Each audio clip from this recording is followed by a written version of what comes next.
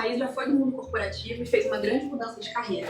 Hoje foca sua profissão em desenvolvimento humano para que a gente desenvolva a nossa inteligência regenerativa.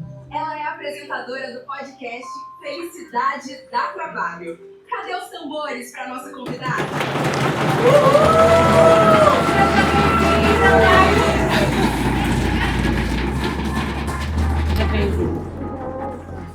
Gente, eu não estava esperando por isso! Essa introdução maravilhosa. Olá! Todos bem? Estou muito feliz, muito honrada de estar aqui com vocês. Obrigada por dedicarem uma hora aqui do tempo de vocês para a gente conversar sobre um tema que eu considero muito importante. Mas antes de me apresentar, quero começar fazendo uma pergunta. Todo mundo me ouvindo? Sei que vocês estão animados aí fazendo seus infográficos e projetos, mas queria saber quem aqui toparia abrir mão de 1% da sua renda anual para contribuir para as questões gigantescas que a gente enfrenta enquanto humanidade, como, por exemplo, aquecimento global? Quem toparia? Levanta a mão para eu saber. Vou repetir a pergunta. Quem aqui aceitaria, toparia investir, abrir mão de 1% da sua renda anual para contribuir para as questões climáticas, por exemplo, essas questões grandes que a gente enfrenta como humanidade? Quem toparia contribuir com 1% da sua renda? Olha em volta. Se reconheça. Você faz parte da maioria de pessoas que quer ter um futuro, que quer contribuir para que a gente possa viver num mundo melhor para todos nós. 69% das pessoas concordam com isso, sabiam? 69% das pessoas, de acordo com uma pesquisa, topariam abrir mão de 1% da sua receita anual para conseguir melhorar essas questões que a gente precisa endereçar enquanto humanidade. Agora, vocês que levantaram a mão, vocês saberiam por onde começar? Vocês sentem que a sua voz, o seu impacto, realmente é capaz de resolver essas questões tão sérias e enormes? Sim ou não? Levanta a mão aí pra gente saber. Sozinho não. Pois é. Também é a maioria. 68% das pessoas, que é quase a mesma quantidade de pessoas que gostaria de ver a mudança acontecer, sente que não tem poder de influência. Que as minhas ações e o meu impacto não vão, de fato, transformar o mundo que a gente vive. É muita gente. 7 de 10 pessoas. Uma mesa como essa, a maioria sente que não tem poder de influência, que, de fato, não sabe como transformar. Isso é uma ilusão de impotência, de que a gente não tem, de fato, agência, protagonismo. É o que o mestre Nan, que é um mestre chinês muito famoso e respeitado, chama de virtualidade. Segundo ele, o maior perigo para nós seres humanos. E o que é a virtualidade? É a gente se relacionar com o mundo lá fora por meio das nossas bolhas cognitivas, mentais, as nossas crenças, as coisas que a gente acredita em relação ao mundo. Por exemplo, não vai mudar nada. Nada que eu possa fazer vai influenciar, os problemas são grandes demais. Alguém aqui já pensou algo desse tipo? Todo dia, né? Mas um outro aspecto da virtualidade não é só esse das lentes que a gente usa para se relacionar com o mundo. Tem também a virtualidade das telas. Quantos problemas que a gente vê nas telas parecem tão grandes que absolutamente nada que a gente possa fazer vai transformar? Vocês já tiveram essa sensação? Ou dá a sensação de que é uma coisa tão distante, é uma coisa que não tem nenhuma relação comigo, que eu não preciso fazer nada a respeito. Faz sentido?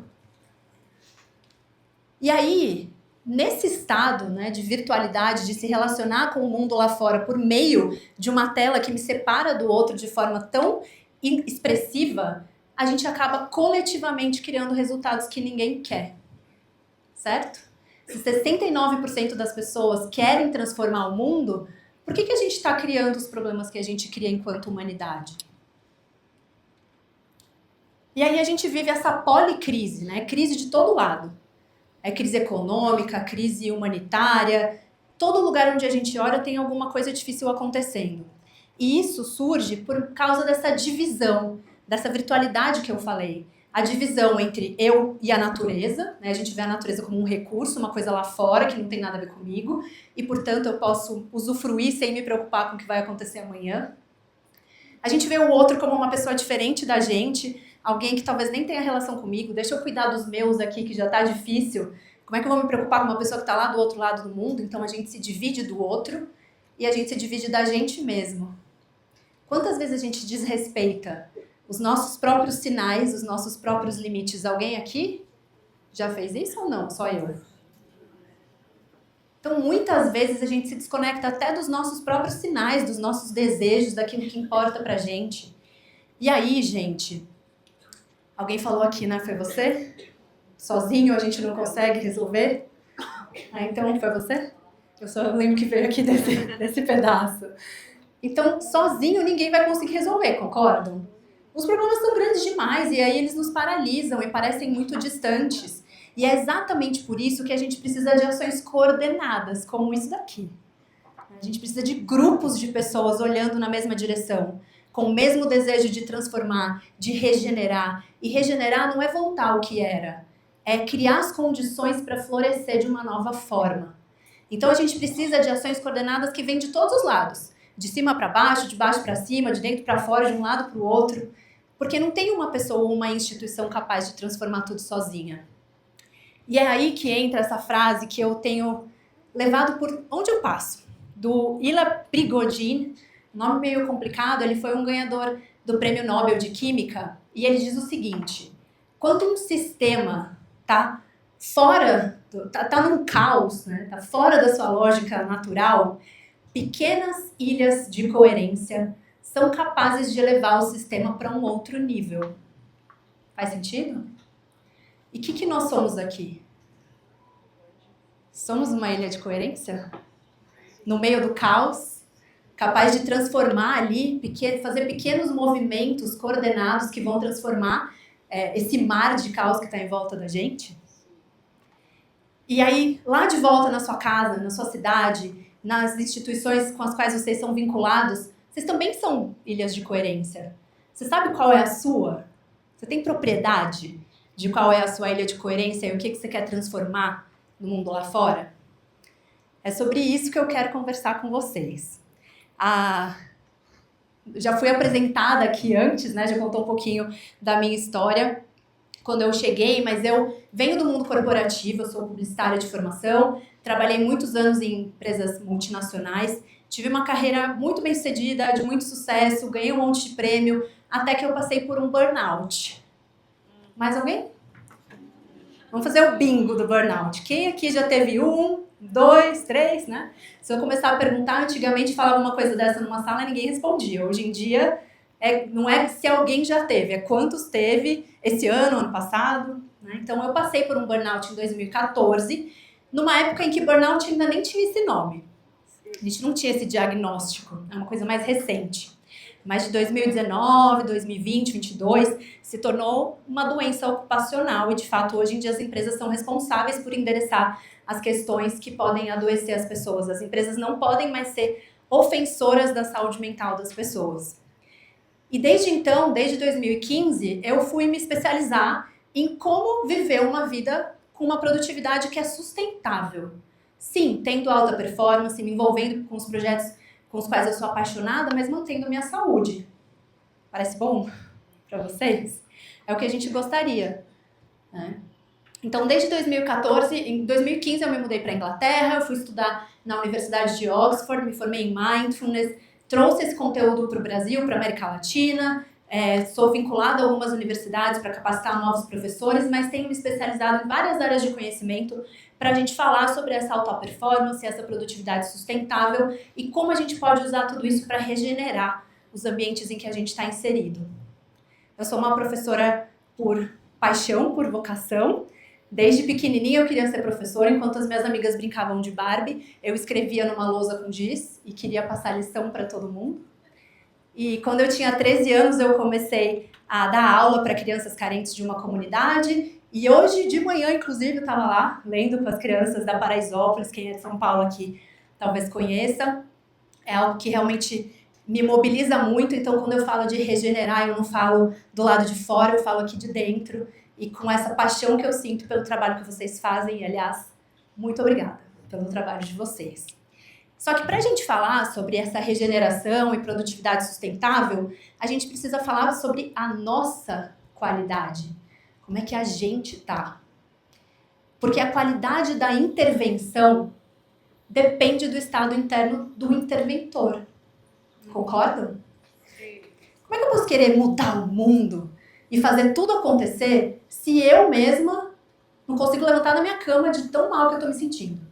É burnout, é ansiedade, é depressão, é um monte de questões relacionadas à saúde. Então, o primeiro lugar que a gente tem que olhar é para onde?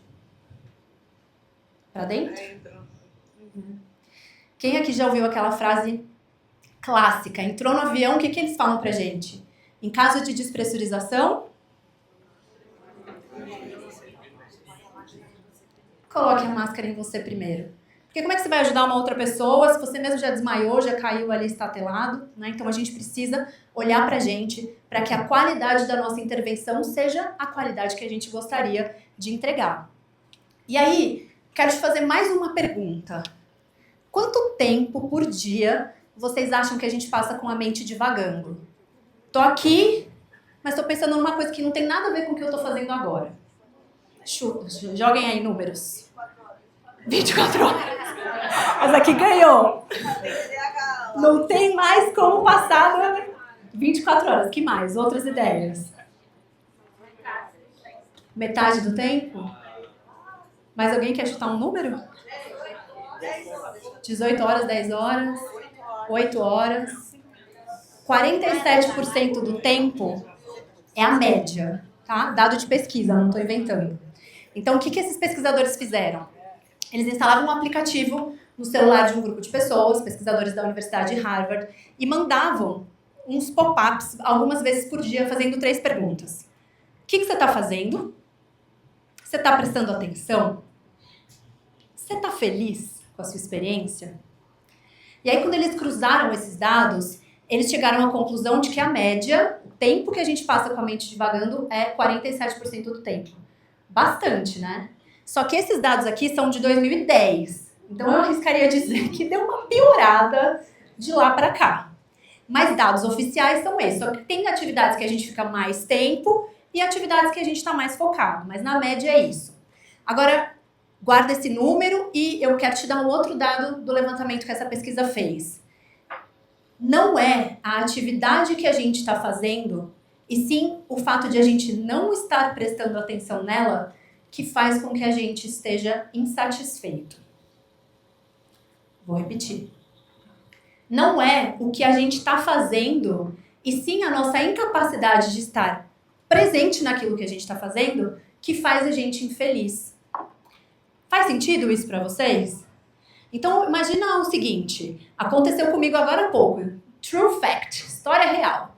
Eu estava aqui esperando começar, minha filha está fazendo adaptação na escola, minha filha de quase 3 anos, ela está ficando algumas horinhas a mais do que ela ficava essa semana, que no Brasil chama semi-integral. Ela ficou super bem a semana inteira, mas a professora tá lá me dando notícia, né? Se ela chorar, tem que buscar e tal. E aí começa a me mandar mensagem dizendo que ela estava chorando e que ela queria que eu fosse buscar ela.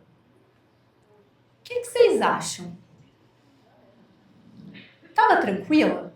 E aí eu tava tentando falar com meu marido e meu marido não atendia o telefone. Uma novidade. Homens, desculpem, tá bom? A generalização aqui. Mas tô contando isso pra vocês por quê? Quando tem uma coisa acontecendo que tá ali mexendo com a gente consegue, eu conseguiria entrar aqui no palco e falar, vamos lá, galera! Tá tudo ótimo, sendo que eu tô com um problemão lá do outro lado. Não é o caso, tá tudo bem, mas se ela estivesse doente ou alguma coisa assim acontecendo, concordam que a minha mente ia ficar toda hora, será que tá tudo bem? Será que meu marido viu o telefone? Será que ele já pegou ela? Concordam? Acontece isso com vocês também ou é só comigo? Sim? E aí, a experiência, essa oportunidade incrível que eu tenho de estar aqui com vocês agora, vocês acham que eu ia desfrutar? Não, né? E aí eu ia chegar em casa. E ela tá ótima. Quem tem um filho de 3 anos ou já teve em casa sabe que em 5 minutos sai da derrota pra alegria máxima. E aí ela ia estar ótima. E o que eu ia ficar pensando? Putz, foi uma porcaria. Não consegui, não lembrei o dado da pesquisa, falei tudo errado. Tá fazendo sentido? Estão me acompanhando aqui? E aí a gente vive assim. No mínimo 47% do tempo. Mas eu tô aqui, eu tô pensando lá em casa. Eu tô em casa, tô pensando lá no que foi o evento. E eu nunca tô de verdade desfrutando daquela experiência que eu tô vivendo. Então, nesse estudo, eles chegaram à conclusão de que eu podia estar fazendo a atividade mais legal do mundo. Se a gente fosse fazer um sorteio agora, como você chama? Roberta. Vamos mandar a Roberta para as Maldivas amanhã. Uhul! Boa viagem! Essa aqui, ó. Sou eu, presta atenção. Essa é a Roberta. Só que, Roberta, tem uma condição. Tem uma condição. Você vai para as Maldivas e você vai ter que ficar o tempo todo conectada, lendo o que está acontecendo no Twitter, no Jornal Nacional, na televisão, nos e-mails do seu trabalho. Você vai gostar? Prefiro ficar aqui, tranquila. Né? Então não adianta, eu posso estar nas Maldivas, no lugar mais maravilhoso do mundo. Se eu não estou olhando para aquela cena, se eu não estou de verdade ali imersa no que eu estou vivendo, eu não vou estar satisfeita. Então a gente precisa desconectar essa ideia de que essa atividade que eu estou fazendo é chata e é isso que me incomoda. Muito provavelmente eu estou achando essa atividade chata porque eu estou contando essa história na minha cabeça. Ai, que saco, odeio fazer esse relatório. Ai, que negócio chato, queria estar na praia, tomando um sol e tô aqui, sei lá, corrigindo prova, pelo amor de Deus, coisa inútil. Entendem? É muito mais sobre a história que a gente está contando do que a experiência em si. E esses 47% que a gente passa com a mente divagando, acontece também muito favorecido pelo mundo em que a gente vive hoje. Num mundo cheio de informação, notificação, e-mail, coisas acontecendo, qual é o recurso mais escasso que a gente tem? Que bom que vocês já conseguiram me responder essa pergunta. É o recurso mais escasso que a gente tem. E olha aqui alguns dados. No Brasil, não sei se vocês sabem, a gente passa mais ou menos 9 horas por dia conectado. E números da América Latina em geral não são muito diferentes, tá? Tá ali nos 7, 8 horas por dia, conectado na frente de uma tela. Aqui no Brasil, a gente passa 3 horas em média só nas redes sociais. Agora eu te pergunto, quantas horas do seu dia você passa conversando com seus amigos? Ou autocuidado? O tempo todo? Tá bem, parabéns. Pelas redes sociais. Pelas redes sociais. Likes e curtidas e comentários nas redes sociais. Não, tô brincando. Não, liga por ligação também. Liga, ótimo. Tá mandando bem. Mas a maioria de nós, a gente passa 3 horas por dia lá vendo a vida de uma pessoa que a gente não sabe nem quem é. E a minha filha, ela me dá essa chacoalhada, né? Às vezes eu pego o celular e ela tá do meu lado, ela fala, mamãe, quem é essa pessoa? Aí como é que eu explico? Sei lá. Nunca vi na minha vida. Mas ao invés de prestar atenção na minha filha, eu tô lá olhando uma tela que tá me mostrando uma pessoa X que eu não sei nem quem é. Uau, né? A gente precisa dar atenção pra isso. Então, 3 horas por dia nas redes sociais. E a quantidade de informação? Muito ou pouco? Se você quiser ficar 24 horas por dia, quem falou que 24 horas por dia, online, conectado, recebendo notícia e sendo atualizado sobre o que está acontecendo, você consegue, certo? Nunca acaba, o feed é infinito, é gente produzindo conteúdo o tempo todo. Isso tem um preço. Isso pode até ajudar em alguns aspectos e trazer, de fato, informação, a gente está mais atualizado, mais preparado, com mais dados para viver a nossa vida, só que, quem falou aqui que o recurso escasso era a atenção, nossa capacidade de focar a atenção caiu de 2 minutos, lá em 2000, mais ou menos, para 47 segundos. 47 segundos. E tem estudos mais recentes que dizem que a gente consegue focar nossa atenção por 27 segundos. É menos que um peixe dourado. Não sou eu que estou falando. Mas é preocupante, concorda? Se você estiver na frente do aquário, o peixe fica te olhando assim, ó. Você não consegue ficar prestando atenção nele. Olha só. E aí, esse modo multitarefa que a gente vive, fazendo um monte de coisa ao mesmo tempo, tem um custo cognitivo. A nossa eficácia cai, a nossa atenção piora, a qualidade da nossa entrega piora. E os estímulos constantes trazem um senso de sobrecarga. A gente chega no final do dia, nossa, eu não consegui entregar nem metade do que eu tinha para entregar. Já aconteceu isso com alguém? Trabalhei pra caramba, fiquei ali focado o dia inteiro e não consegui entregar nem metade. A gente não termina o dia com essa sensação de sobrecarga, de que as coisas nunca melhoram? E aí, quando a gente está nesse piloto automático, né, que é o nome técnico que a gente dá para quando a nossa mente está divagando o tempo todo, tem uma série de coisas que acontecem. A gente está mais desconectado do nosso corpo. E aí, no fim do dia, quem chega no final do dia tá com dor de cabeça, dor no ombro, dor nas costas, dor na perna, dor no pé, dor no dedinho do pé, dor em tudo que é lugar? Né? Por quê? Porque durante o dia inteiro, você estava recebendo sinais do seu corpo, mas você não estava nem percebendo. Você nem levantou, se alongou, sei lá, bebeu uma água, deu uma mexida pelo espaço.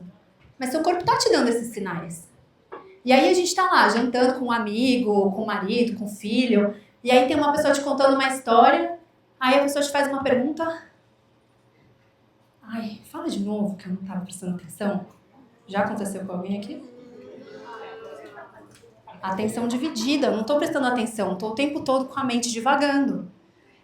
Fico ruminando, né? Ai, mas devia ter feito, podia ter sido assim. Então tem uma série de coisas acontecendo quando a gente está distraído. E a epidemia de solidão, alguém ouviu falar? O tempo todo, né? Vocês devem ser os que mais estão ali detectando o impacto disso no nosso mundo. Então, a gente vive um contexto principalmente favorecido por esse período pós-pandemia em que a gente passou muito tempo conectado com uma tela, em que a gente aprendeu a fazer amizade com a inteligência artificial e pedir conselho para a inteligência artificial e fazer os trabalhos da escola e, sei lá, conversar mais com uma inteligência artificial e fazer posts na rede social do que conversar aqui cara a cara com uma pessoa. As nossas habilidades socioemocionais estão se atrofiando, a gente está com cada vez mais preguiça de interagir com as outras pessoas, só que, de novo, tem um custo. E aí o que acontece? Nós, seres humanos, nós somos seres que viveram em bando por milhares e milhares de anos. E viver em bando garante que o nosso corpo se sinta seguro. Só que se a gente está sozinho o tempo todo com essa sensação de que a gente não tem com quem contar, de novo, tem um custo. Tem um estudo recente também que fala que o senso de solidão numa idade mais madura tem mais perigo de causar morte de uma pessoa do que a obesidade, por exemplo. Então a gente já aprendeu nas últimas décadas que a gente precisa se movimentar e cuidar da nossa saúde física, certo? Precisa fazer exercício, precisa se alimentar mais ou menos bem, precisa dormir, a gente já entendeu que a saúde física é importante. Aí a gente começou a falar sobre a saúde mental, depressão, ansiedade, burnout. E agora a gente está num terceiro momento em que a gente precisa falar sobre a nossa saúde social. A gente está investindo tempo e intencionalidade em fortalecer vínculo, em trocar, em se conectar com as outras pessoas para a gente se nutrir. Né? Então, de novo, dados que são alarmantes. Né? A gente sabe por aquele estudo, vocês já devem ter ouvido, o estudo mais longo já feito na história, por Harvard também.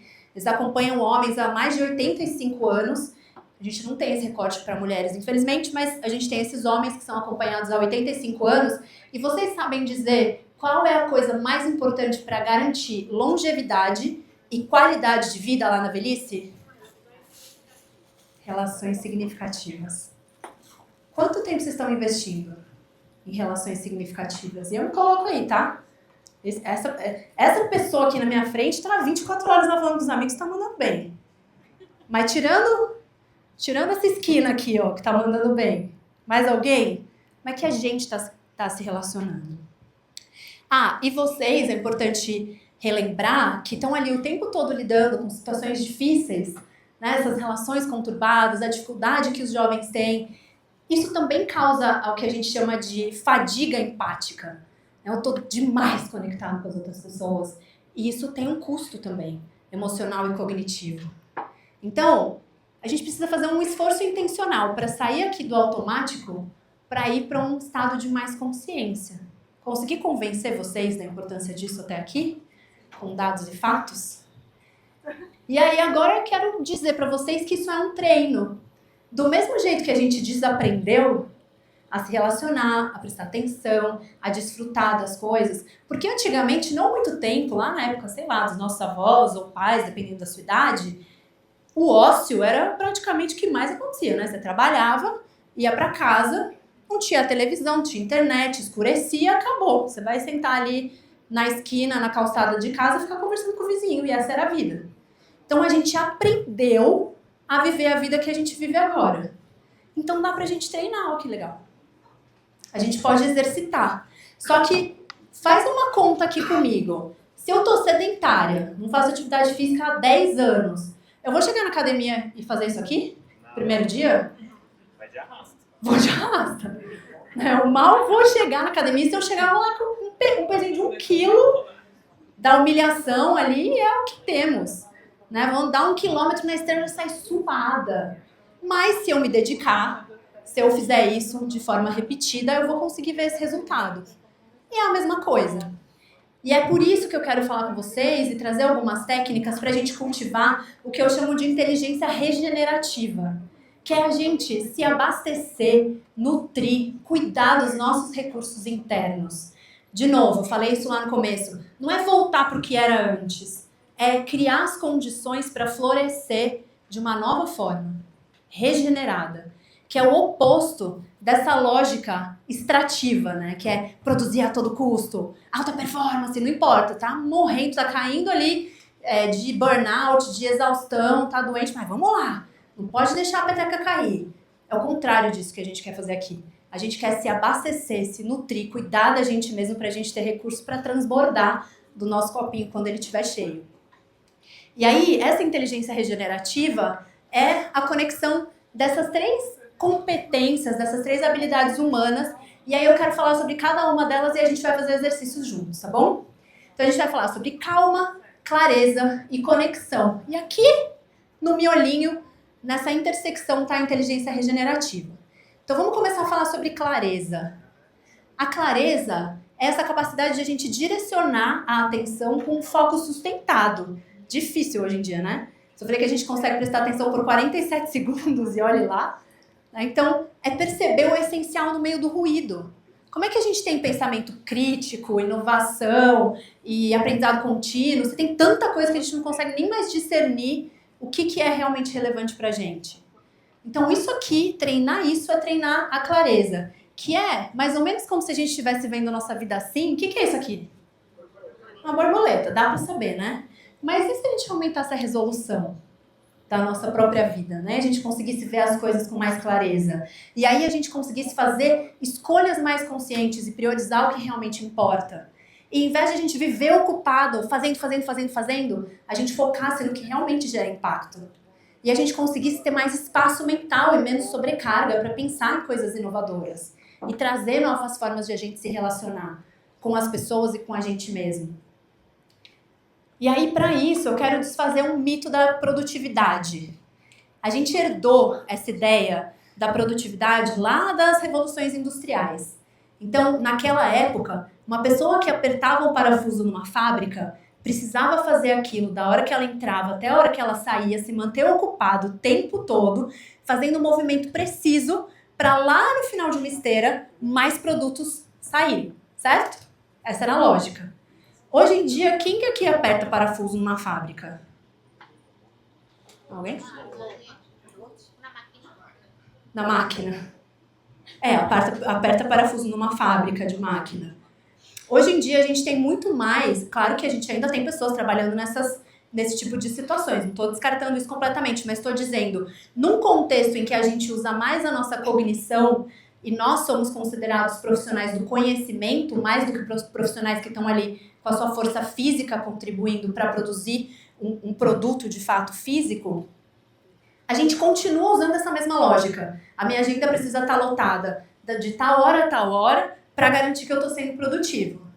Eu não tenho espaço no meu dia a dia. Então essa lógica de que a produtividade é ficar o tempo todo ocupado faz com que a gente, na verdade, seja produtivo cerca de 2 horas e 57 por dia. Porque no resto do tempo, talvez a gente esteja fazendo uma reunião, tá mexendo na rede social, tá lendo um feed de notícia que não vai te trazer absolutamente nada de relevante nem pro seu bem-estar, nem pro seu trabalho. E aí, isso aqui, de novo, dado de pesquisa, tá bom? E aí, a cada interrupção que a gente tem de notificações, por exemplo, a gente demora cerca de 23 minutos para retomar o foco. Quantas notificações a gente recebe por dia? Então a gente precisa repensar e ressignificar essa lógica de que a produtividade é ficar o tempo todo ocupado, empilhando reuniões e acontecimentos na nossa agenda que talvez não levem a gente ao impacto de verdade. E aí eu queria fazer um exercício com vocês. Todo mundo tem caderno? A maioria tem caderno, um post-it, uma folhinha. Vamos fazer um exercício juntos. Papel e caneta, tá? Daí não computador, senão não vai dar certo. A gente vai fazer o seguinte. A gente vai escrever uma frase e numerar as letras. Eu vou falar devagar e aí todo mundo presta atenção em mim. E aí depois vocês vão fazer, tá bom? Tá todo mundo me ouvindo? A gente vai escrever uma frase e embaixo a gente vai numerar cada letra dessa frase que a gente escreveu. Então, vai ter uma letra e um número. Uma letra e um número, uma letra e um número. A gente vai numerar de 1 até o final. Então, 1, 2, 3, 4, 5, até o final das letras. Tá bom? Todo mundo entendeu até aqui? Vou dar uma frase e aí vocês vão numerar cada letra. A frase vai ser Google Champions. Mas não é para escrever ainda. Falei já? Tô explicando. A gente vai escrever Google Champions e embaixo de cada letra vai ter o quê? Um número até acabar. 1, 2, 3, não. Só que a gente vai fazer isso em 2 rodadas. Na primeira rodada, a gente vai escrever letra, número, letra, número, letra, número. Então, C1, H2, tananã. Fez sentido? Sim. A gente vai ter 20 segundos para fazer isso e aí depois eu vou explicar qual vai ser a próxima rodada. Ninguém roubando, que eu tô vendo todo mundo aqui de cima. Quando eu falar já, vocês vão começar. Já.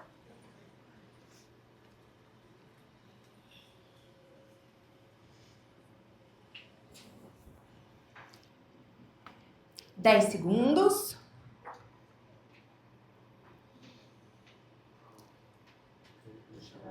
Ok, podem parar onde estiverem. Olha aí para o seu trabalho, vê o que aconteceu. Espera aí, segura que a gente vai fazer a próxima rodada e depois vocês vão falar comigo aqui. Segura. Deixa eu assistir. Então a gente vai fazer a segunda rodada. Como é que vai ser essa segunda rodada? A gente vai escrever Google Champions. Primeiro, escrever do início ao fim e depois um número embaixo de cada letra. Então, vamos lá, vou repetir. Escreve tudo, depois numera, a gente vai ter 20 segundos para fazer isso. Segura aí, podem começar.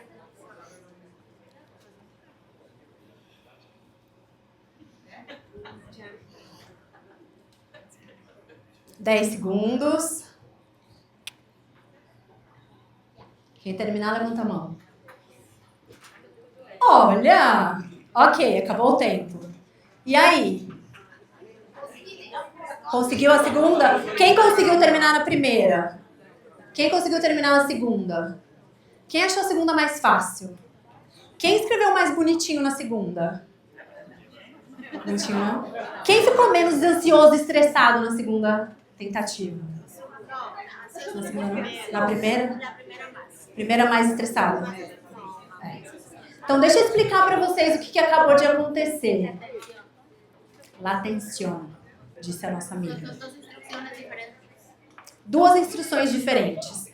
É o multitasking. Quem faz multitasking aqui no seu dia a dia?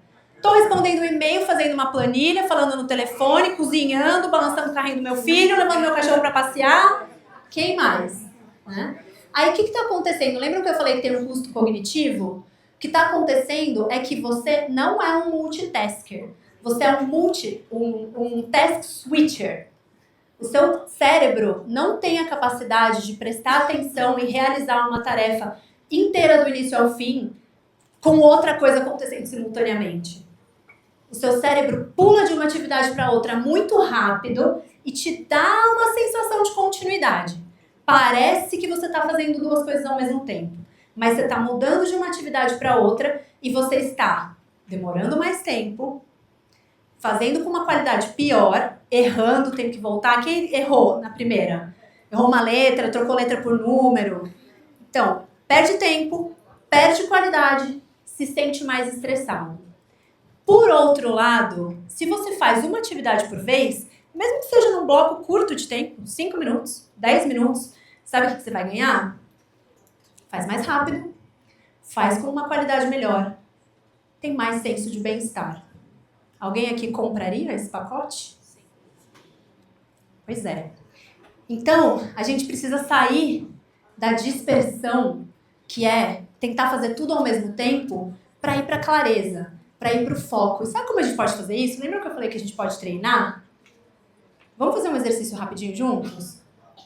Então tá, começa a trazer atenção para a sua própria experiência e aí observa 5 coisas que você consegue ver. Você com você mesmo. Não precisa falar nada para ninguém. Nomeia 5 coisas que você está vendo na sua frente. Pode passear pela sala com o seu olhar.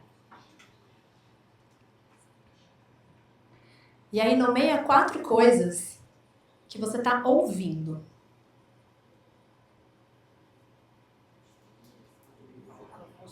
Só você com você mesmo. Ar-condicionado, sua respiração. 3 coisas que você está sentindo na sua pele. Frio, o toque da roupa, o sapato apertado, o crachá pendurado no seu pescoço. 2 coisas que você consegue sentir.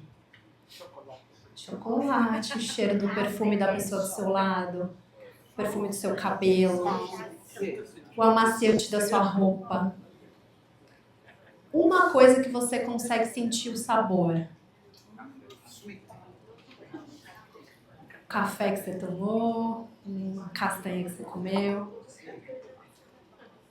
Sei que é engraçado fazer isso em grupo e aí todo mundo quer ficar falando, mas dá pra perceber como a gente ou presta atenção ou a mente está divagando, as 2 coisas não acontecem simultaneamente. Quando eu começo a prestar atenção no meu corpo, que é bastante matéria, é bastante físico, me ajuda a trazer a atenção para o que está acontecendo aqui e agora. E a minha mente para de ficar divagando e eu consigo ter mais foco e mais clareza. Não é complicado, a gente só precisa se lembrar de colocar isso em prática. E aí, falamos de clareza, vamos falar de calma. Tava a bolinha ao contrário pintada. Por que a gente precisa ter esse estado de calma ou essa habilidade de gerenciar as nossas próprias emoções? Alguém aqui está acompanhando o que vai acontecer no futuro do trabalho? Quase nada, né? Muito. Lá no futuro do trabalho, dizem os especialistas, estudiosos desse assunto, que a gente vai ter cada vez mais necessidade de ter habilidades humanas. Faz sentido? Eu não sei o que vai acontecer, eu vou ter que me adaptar, vou ter que aprender rápido, vou ter que ser criativo, vou ter que saber colaborar, vou ter que saber discernir entre as coisas que estão acontecendo. E além disso, muitas empresas e instituições já priorizam as habilidades soft, né, que a gente chama, que eu acho que é um desserviço chamar de soft skill e hard skill, porque parece que soft é aquela coisa meio molenga e assim, sem graça, meio, parece quase uma ameba. Quando a gente está falando de habilidades humanas, que é o que a gente como ser humano sabe fazer que nenhuma máquina ainda sabe copiar. E aí, com essa competência, com essa habilidade, a gente consegue usar as pausas a nosso favor. A gente tem mais capacidade de regular a reatividade e fazer escolhas mais conscientes no nosso dia a dia, que é a base da inteligência emocional. E aí a gente precisa aprender que o estresse, ele é natural. Vocês sabem disso melhor que eu, que ensina sobre o assunto. Faz parte da nossa natureza. A gente sai do nosso ponto de equilíbrio, é uma resposta a um estímulo, pode ser interno ou externo. Agora, o que não é natural é a gente ficar 24 horas por dia nesse estado de alerta constante. Quando a gente vê um animal lá na floresta, uma zebra que tem que fugir de um leão, de uma leoa, ela corre e depois ela volta para o estado neutro, certo? Ela não fica correndo 48 horas. Só que a gente acha que a gente pode ficar ali ligadão, resolvendo problemas e se preocupando 24 horas por dia. Isso tem um custo. E aí é nessas horas que a gente vai buscar a tal da dopamina barata, a gente vai lá procurar um like, uma notificação, vai comer um chocolate, vai fazer alguma coisa que dá aquele prazer momentâneo e dá um pouco mais de energia pra gente continuar ligadão, quando na verdade o que a gente precisaria? Descanso. A gente precisaria de recuperação.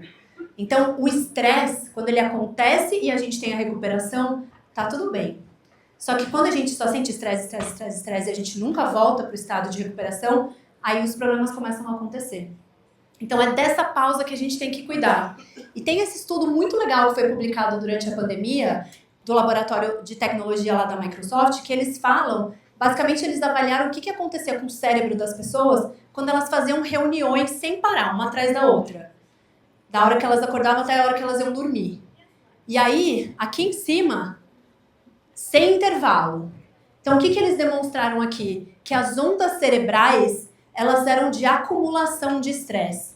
Então, chegava no final do dia, como se a pessoa tivesse somado uma reunião, mais uma, mais uma, né? No final do dia era nível 10 de estresse.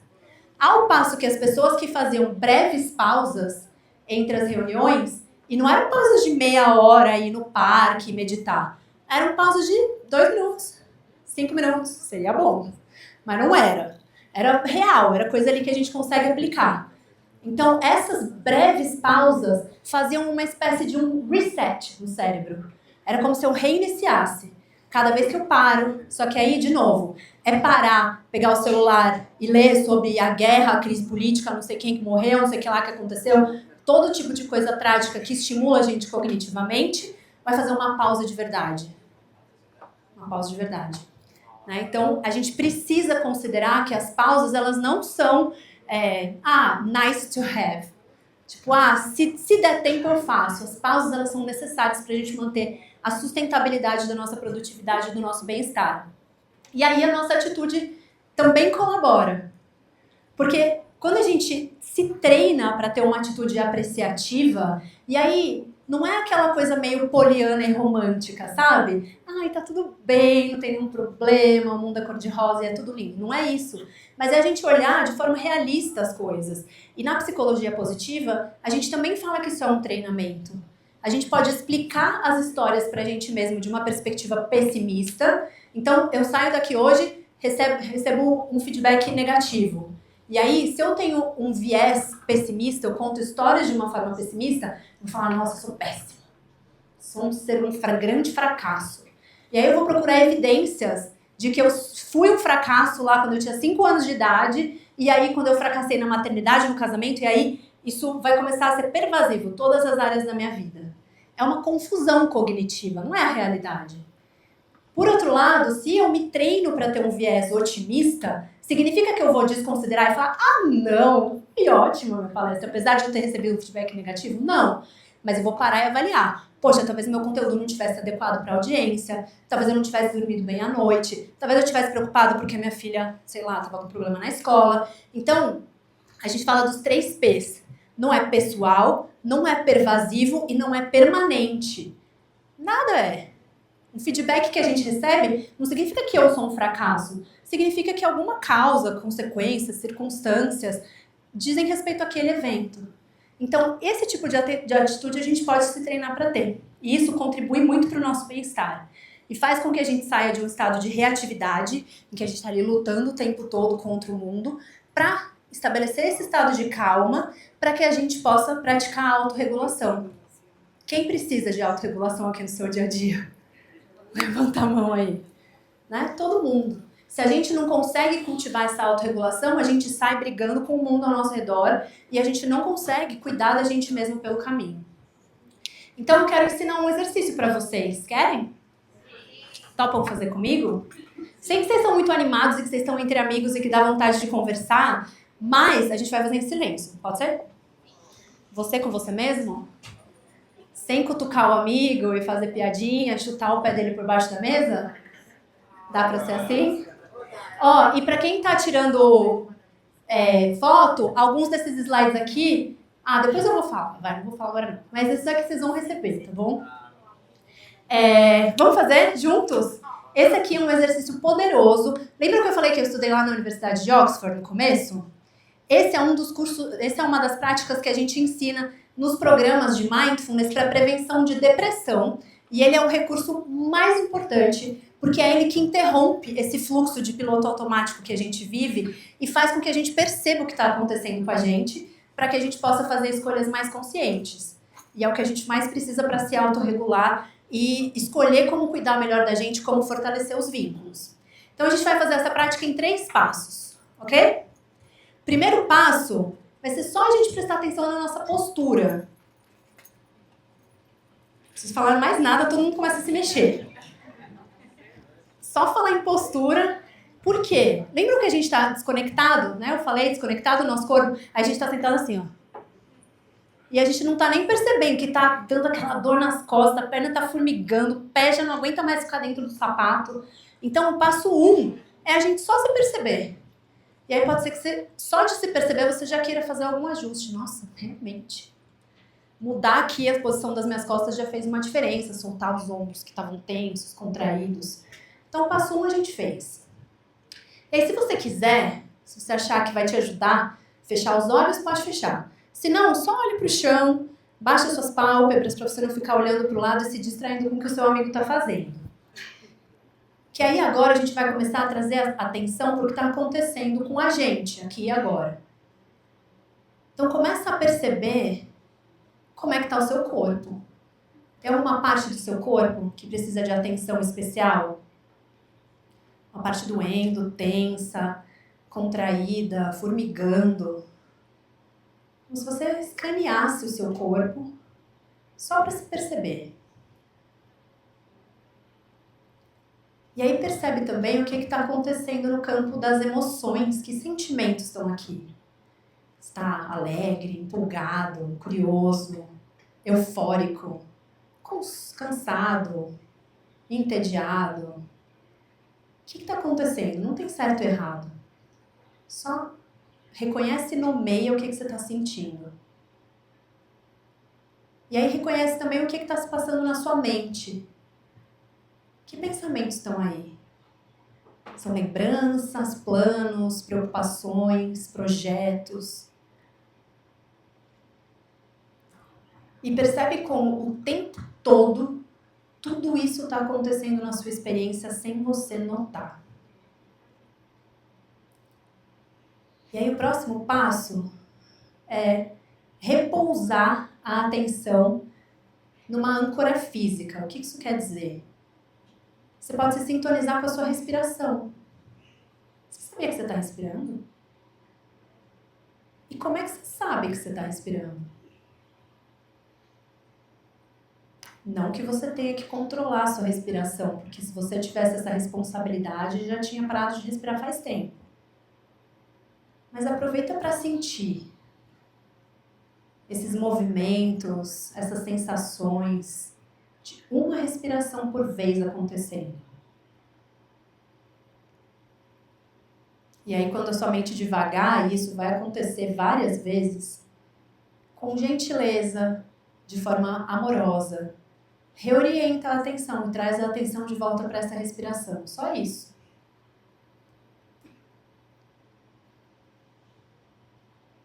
E aí, por último, amplia esse foco de atenção. Vai ampliando em torno dos movimentos e sensações da respiração para perceber o seu corpo inteiro sentado aqui. Repara no espaço que você ocupa.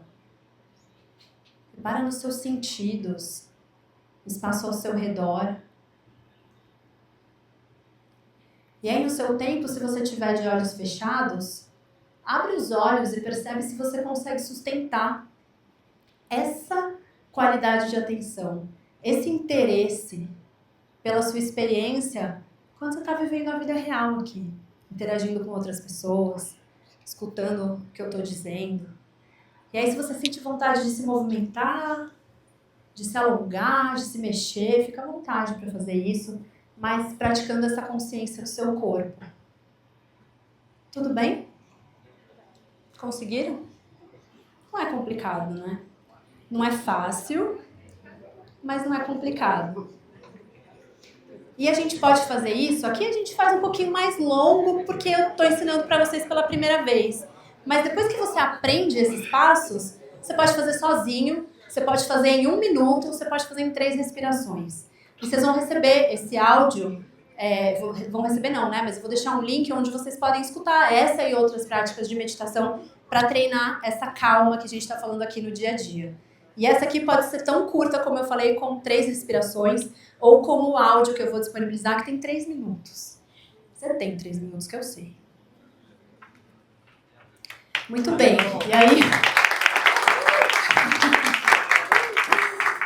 a gente vai falar sobre o último C, que não está aparecendo pintado aqui, não sei porquê, mas a gente vai falar de conexão. Eu amo essa frase. Ninguém educa ninguém.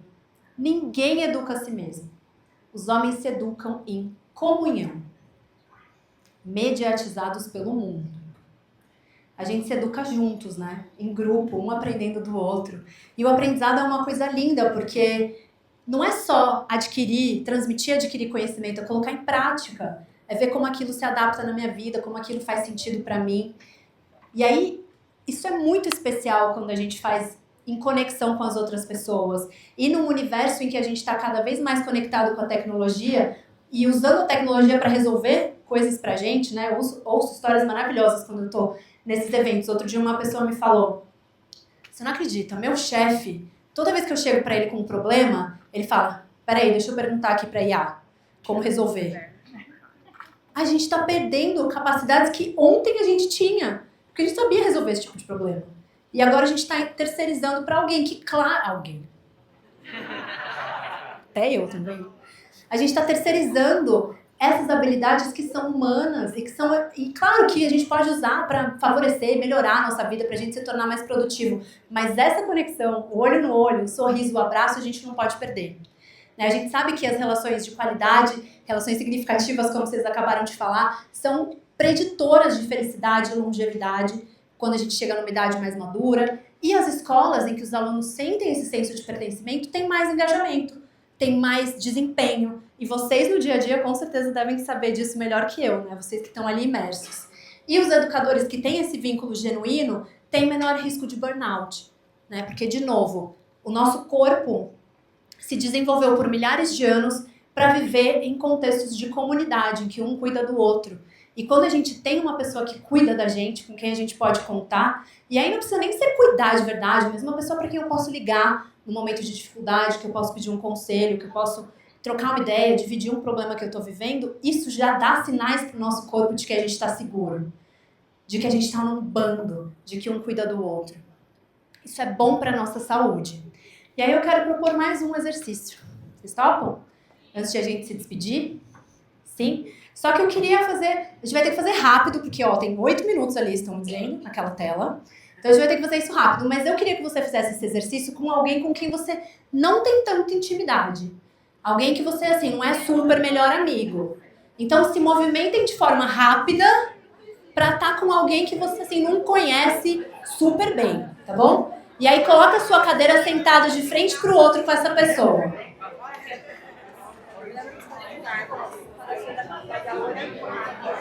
Ó, sentem de frente para essa pessoa e aí fiquem em silêncio para eu explicar o que a gente vai fazer. Senta de frente para essa pessoa. Quem tá sem dupla, levanta a sua mão para alguém te achar. Ó, tem alguém sem dupla aqui. Aí, deixa a sua mão levantada para alguém te achar. Melhor em dupla se der. Tem mais alguém sem dupla? Ó, tem uma pessoa sem dupla ali, ó. Levanta a mão aqui, amigo de óculos. Ali, ó. Deixa a mão levantada. Aí, ali, ó. Achou? Todo mundo tem dupla? Sim? Tem ali, ó, um moço de óculos na cabeça. Não, 2, duplas. Ó, 6 minutos, meu tempo tá acabando.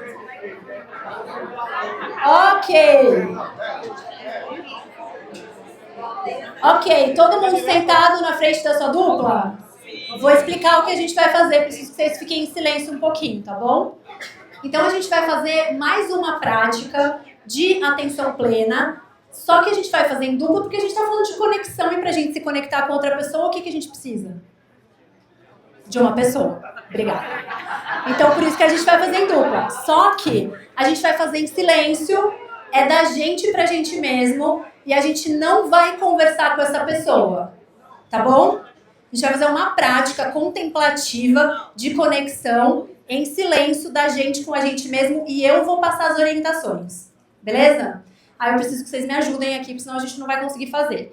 Então é assim, eu vou conduzir, que nem eu fiz agora, eu vou dando algumas instruções e falando algumas coisas, você vai percebendo como isso funciona pra você. Você não precisa sentir nada de diferente, uma coisa metafísica, quântica. É só pra você se conectar e perceber o que acontece quando eu dou essas instruções, tá bom? E aí, se você tiver muita vergonha, gente, lembra que a gente tá numa sala com pessoas diferentes. Tem gente que olha pro amigo e fica assim, ó. Oi? Tudo bem? E tem gente que morre de vergonha. Não vai conseguir ficar encarando. Então, vamos trabalhar aqui no campo do que é seguro para todo mundo, tá bom? E aí, quando eu falar para você olhar para essa pessoa, você não precisa ficar olhando assim. Tá bom? Vamos fazer esse combinado? Boa. Então, vamos lá. A gente vai começar fechando os olhos, pra gente se acalmar. Ou, se você não gostar de ficar com os olhos fechados, suaviza as pálpebras e olha pro chão, tá bom? Mas fica aí, você com você mesmo. E começa a se conectar com a sua respiração, do mesmo jeito que você fez antes, percebe a sua postura. Respira algumas vezes de forma intencional. Inspira e expira, sem fazer nada de especial. Só respirando.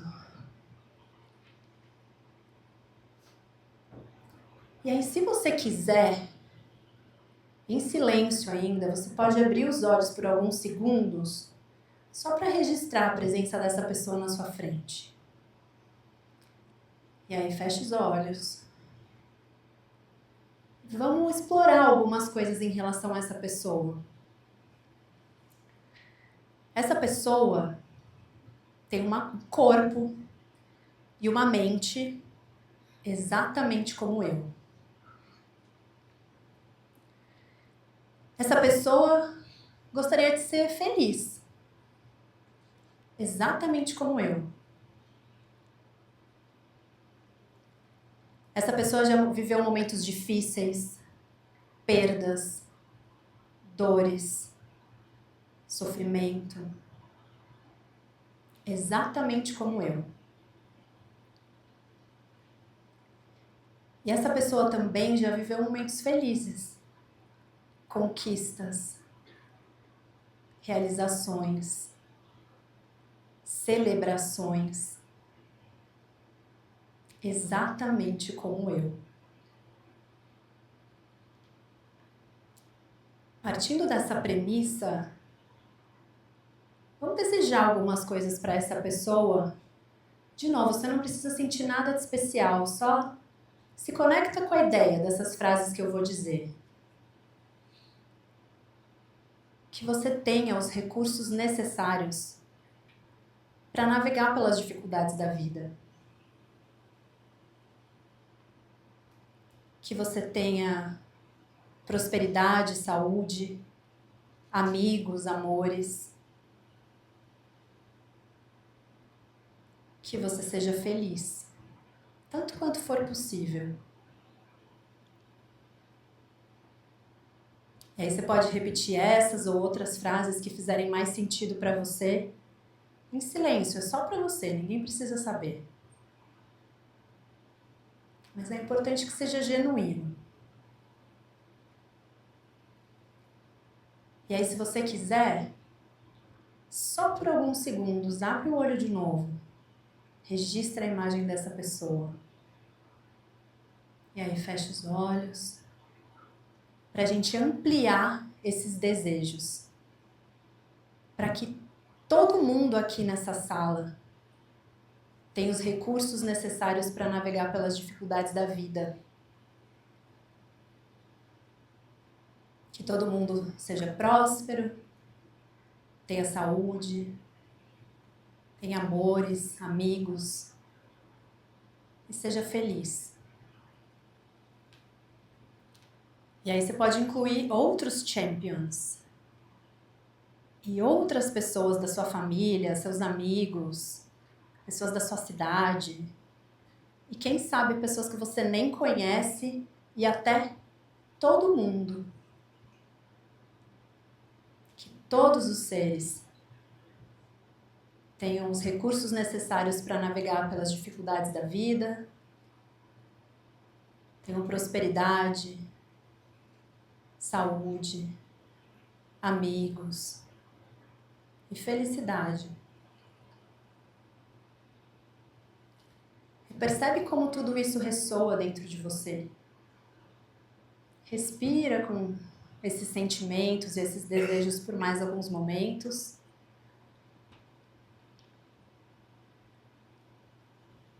E quando você estiver pronta para encerrar essa prática, você pode abrir os olhos e por 30 segundos conversar com essa dupla sobre como foi essa experiência. O que você percebeu, o que foi esquisito, divertido, interessante. E aí eu já chamo vocês de volta.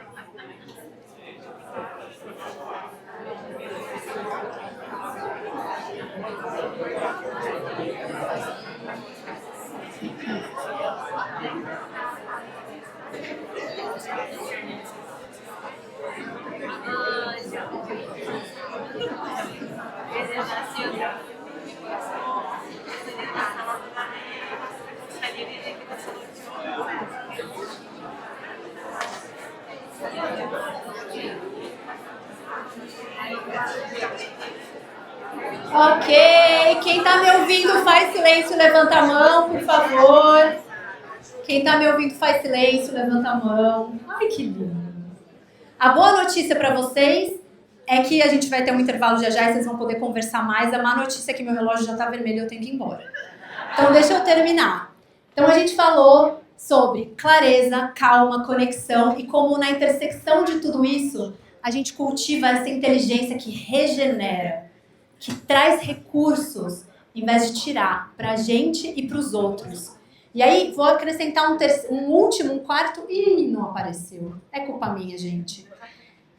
Nesse aqui, ó, esse círculozinho em volta é o nosso contexto. É onde a gente tá, porque aqui, quando a gente cultiva tudo isso e a gente tem intencionalidade, nosso copinho transborda. E aí a gente volta a ser a ilha de coerência, protagonista, e que sente que sim, pode transformar o mundo ao seu redor e regenerar de verdade os ambientes em que a gente está inserido.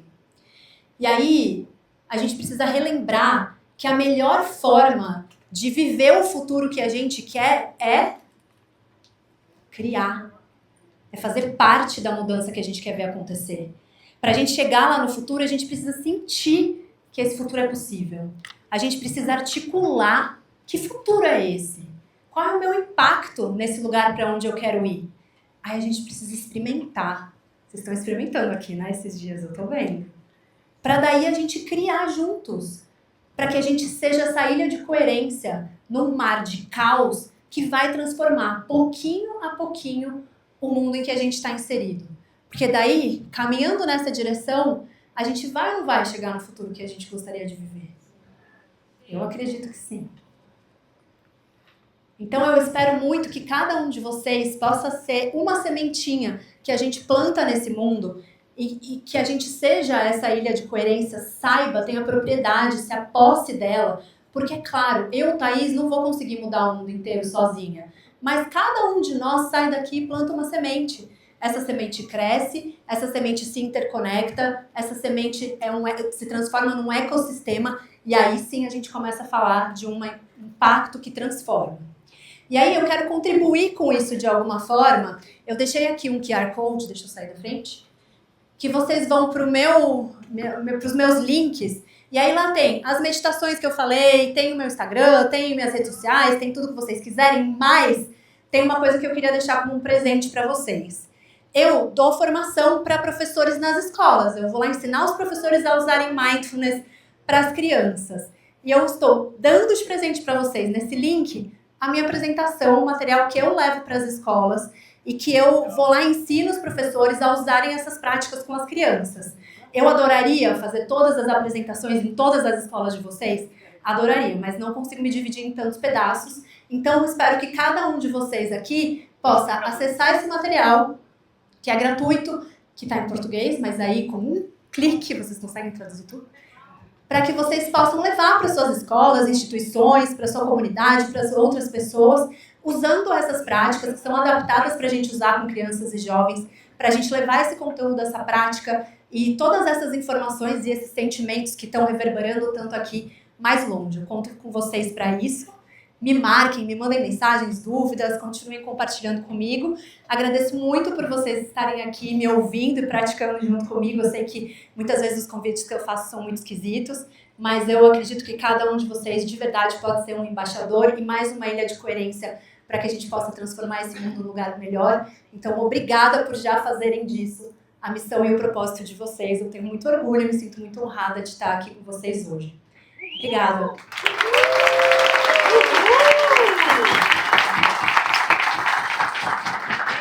Maravilhoso, né? Gente, ó. Olha